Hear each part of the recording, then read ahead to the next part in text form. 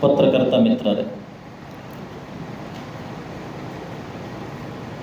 ಯಾಕೋ ಏನೋ ಗೊತ್ತಿಲ್ಲ, ಇತ್ತೀಚೆಗೆ ಕಲಬುರಗಿ ಜಿಲ್ಲೆ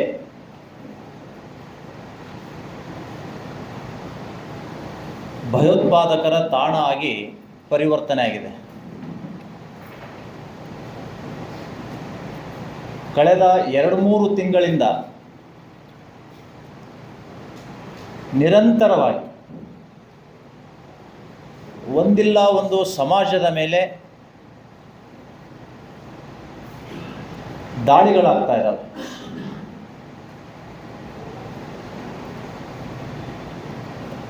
ಕೋಟ್ನೂರಿನಲ್ಲಿ ನಡೆದಂತಹ ಘಟನೆ ಮಾಸುವ ಮುನ್ನವೇ ಇಡೀ ಕಲಬುರಗಿ ಜಿಲ್ಲೆಯ ಜನತೆ ಅಷ್ಟೇ ಅಲ್ಲ, ಕರ್ನಾಟಕದ ಜನತೆಯೂ ಕೂಡ ಬೆಚ್ಚಿ ಬೀಳಿಸುವಂತಹ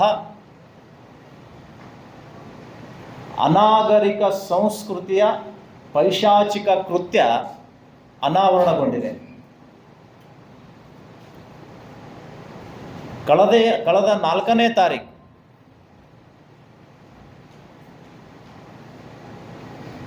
ಇಲ್ಲಿರುವಂತಹ ಅರ್ಜುನ್ ಈ ಯುವಕ ಸೆಕೆಂಡ್ ಹ್ಯಾಂಡ್ ಕಾರುಗಳನ್ನು ತನ್ನ ಹೊಟ್ಟೆ ಉಪಜೀವನಕ್ಕಾಗಿ ಮಾರಾಟ ಮಾಡುವಂತಹ ಕೆಲಸದಲ್ಲಿ ಆತ ತೊಡಗಿಸಿಕೊಂಡಿರ್ತಾನೆ. ಈತನಿಂದ ಕಾರ್ ಪಡಿಬೇಕು ಅಂತ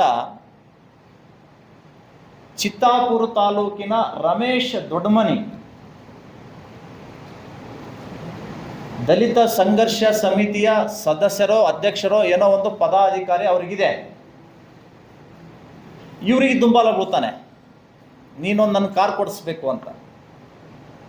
ಸರಿ, ಕಲಬುರಗಿಯಲ್ಲಿ ಒಂದು ಕಾರ್ ಇದೆ, ನಾನು ಕೊಡಿಸ್ತೀನಿ ಅಂತ ಹೇಳಿ ಅವರನ್ನು ಇವರು ಕೂತ್ಕೊಂಡು ಕಲಬುರಗಿಗೆ ಬರ್ತಾರೆ. ಇಲ್ಲಿ ಮತ್ತೊಂದು 2 ಮುಸಲ್ಮಾನ್ ಯುವಕರು ಇವ್ರ ಜೊತೆಗೆ ಸೇರ್ತಾರೆ.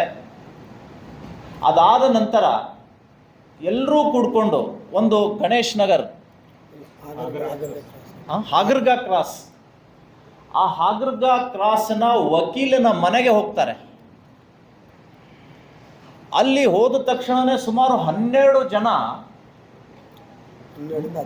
12ರಿಂದ 16 ಜನ ಮುಸ್ಲಿಂ ಗೂಂಡಾ ಪಡೆ ಸನ್ನದ್ಧಾಗಿ ನಿಂತ್ಕೊಂಡಿತ್ತು. ಆವಾಗಲೇ ಇವರಿಗೊಂದು ಸಣ್ಣ ಸಂಶಯ ಬಂದು ಅಲ್ಲಿಂದ ಪರಾರಿ ಆಗಲಿಕ್ಕೆ ಯತ್ನಿಸಿದ್ದಾರೆ. ಆಗ ಯುವಕನನ್ನು ಅವಾಚ್ಯ ಶಬ್ದದಿಂದ ಬೈದು ಒಳಗಡೆ ಎಳ್ಕೊಂಡು ಹೋಗಿ ಬಟ್ಟೆಗಳನ್ನು ಬಿಚ್ಚಿ, ಯಾವುದೇ ಬಟ್ಟೆ ಇಲ್ಲ ಶರೀರದ ಮೇಲೆ, ನಗ್ನಗೊಳಿಸಿದ್ದಲ್ದೇನೆ ಮನಸೋ ಇಚ್ಛೆ ಥಳಿಸಿದ್ದಾರೆ. ಅವರ ಬೇಡಿಕೆ ಇಷ್ಟೇ, ಇವನಿಂದ 10 ಲಕ್ಷ ರೂಪಾಯಿಯನ್ನು ಪಡೆದು ಇವರನ್ನು ಬಂಧನ ಮುಕ್ತಗೊಳಿಸಬೇಕನ್ನುವಂಥ ಸಂಚು ಅವರು ರೂಪಿಸಿದ್ರು ಅಂತ ಕಾಣುತ್ತೆ. ಇದ್ದಂತಹ ಸಂದರ್ಭದಲ್ಲಿ ಬ್ಯಾಟ್ರಿ ಚಾರ್ಜರ್ನ ಶಾರ್ಟ್ ಹೊಡೆಯುವಂಥ ಒಂದು ಯಂತ್ರ ಇದೆ, ತಾವೆಲ್ಲ ನೋಡಿರ್ಬೋದು. ಆ ಯಂತ್ರದಿಂದ ಇವರ ಮರ್ಮಾಂಗಕ್ಕೆ, ಜನನಾಂಗಕ್ಕೆ ಕರೆಂಟ್ ಶಾಕ್ ಅನ್ನು ಕೊಡ್ತಾರೆ. ಕುತ್ತಿಗೆಗೂ ಕೂಡ ಅದನ್ನು ಉಪಯೋಗಿಸ್ತಾರೆ.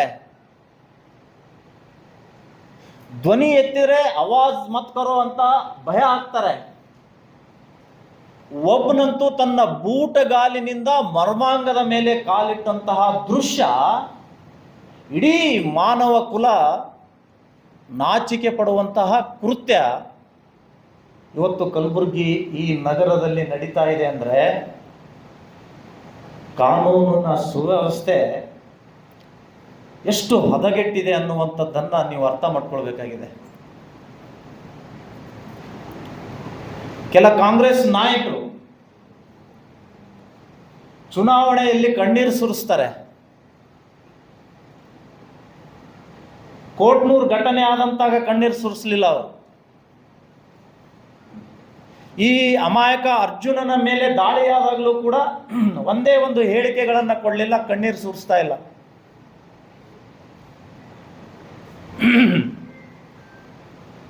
ಈ ಯುವಕನ ಮೇಲೆ ಬೀರ್ ಕುಡಿದು ತಲೆ ಮೇಲೆ ಉಳಿದ್ದಾರೆ, ಗುಟ್ಕಾ ತಿಂದು ಮುಖದ ಮೇಲೆ ಉಗಿದಿದ್ದಾರೆ. ಬೇಡ ಬೇಡ ಅಂದ್ರೂ ಕೂಡ ಮಟನ್, ದನದ ಮಾಂಸವನ್ನ ತಾಲಿ ಅಂತಾರೆ, ಆ ತಾಲಿಯನ್ನ ಒತ್ತಾಯದಿಂದ ತಿನ್ನಿಸಿರುವಂತಹದ್ದು ಕೂಡ ಈ ಯುವಕ ನಮ್ಮ ಎದುರಿಗೆ ಹೇಳ್ತಾ ಇದ್ದಾನೆ. ಆ ಸಂಪೂರ್ಣವಾದ ಚಿತ್ರಣ ನೋಡಿದರೆ ನಮಗೆ ತಾಲಿಬಾನ್ ಮತ್ತು ಅಮೆರಿಕ ಯುದ್ಧ ನಡೆದಂತಹ ಸನ್ನಿವೇಶ ನೆನಪಾಯಿತು. ತಾಲಿಬಾನ್ ಉಗ್ರರಿಗೆ ಅಮೆರಿಕ ಸೇನೆ ಕಿರುಕುಳ ಕೊಡುತ್ತೆ ಅನ್ನುವಂಥ ಕೆಲವು ವಿಡಿಯೋಗಳು ಹರಿದಾಡ್ತಾ ಇತ್ತು. ಇರಾನ್ ಅಂಡ್ ಇರಾಕ್, ಸಿರಿಯಾದಲ್ಲಿಯೂ ಕೂಡ ಇಂಥ ಘಟನೆ ನಡೀತು, ಐಸಿಸ್ ಮಾದರಿಯ ದಾಳಿಗಳು. ಆ ರೀತಿಯಾದಂತಹ ದಾಳಿಗಳು ಇವತ್ತು ನಮ್ಮ ಕಲಬುರಗಿಯಲ್ಲಿ ನಡೀತಾ ಇದೆ ಅಂದರೆ ಯಾರು ಹೊಣೆ ಇದ್ದು, ಯಾರು ಹೊಣೆ ಹೊರಬೇಕಿದ್ದು? ಒಂದು ವಾರದ ಹಿಂದೆನೆ ರಾವೂರ್ನಲ್ಲಿ ಒಬ್ಬ ವೈದ್ಯ, ಆ ವೈದ್ಯನನ್ನ 4 ಜನ ಮುಸಲ್ಮಾನರು ಹಿಡಿದು ರೂಮಲ್ಲಿ ಹಾಕಿ ಅವನನ್ನು ಕೂಡ ಬೆತ್ತಲೆ ಮಾಡಿ ಬಾಯಲ್ಲಿ ಬಟ್ಟೆ ತುರುಕಿ ಅಮಾನುಷವಾಗಿ ಥಳಿಸಿರುವಂತಹದ್ದು ಇವತ್ತು ಪತ್ರಿಕೆಯಲ್ಲಿ, ಮುಖಪುಟದಲ್ಲಿ ಮತ್ತು ಮಧ್ಯಪುಟಗಳಲ್ಲಿ ಅದನ್ನು ಮುದ್ರಣ ಆಗಿದ್ದು ತಾವೆಲ್ಲ ನೋಡಿದಿರಿ. ಏನ್ರಿ, ಎಲ್ಲಿ ಕಾನೂನಿದೆನಾ? ಇಲ್ಲಿಯ ಉಸ್ತುವಾರಿ ಸಚಿವರು ಬಹಳ ದೊಡ್ಡ ಪತ್ರಿಕಾಗೋಷ್ಠಿ ಮಾಡ್ತಾರೆ. ಕಲಬುರಗಿಯಲ್ಲಿ ಚುನಾವಣಾ ಆಯೋಗ ಸತ್ತೋಗಿದೆಯಾ ಅಂತ ಕೇಳ್ತಾರೆ. ಇವತ್ತು ನಾನು ಕೇಳ್ತಾ ಇದ್ದೀನಿ, ಇಲ್ಲ, ಜಿಲ್ಲಾ ಉಸ್ತುವಾರಿ ಸಚಿವ ಪ್ರಿಯಾಂಕ ಖರ್ಗೆ ಅವರಿಗೆ ಇಲ್ಲಿ ಕಾನೂನು ಉಸಿರಾಡ್ತಾ ಇದೆಯಾ?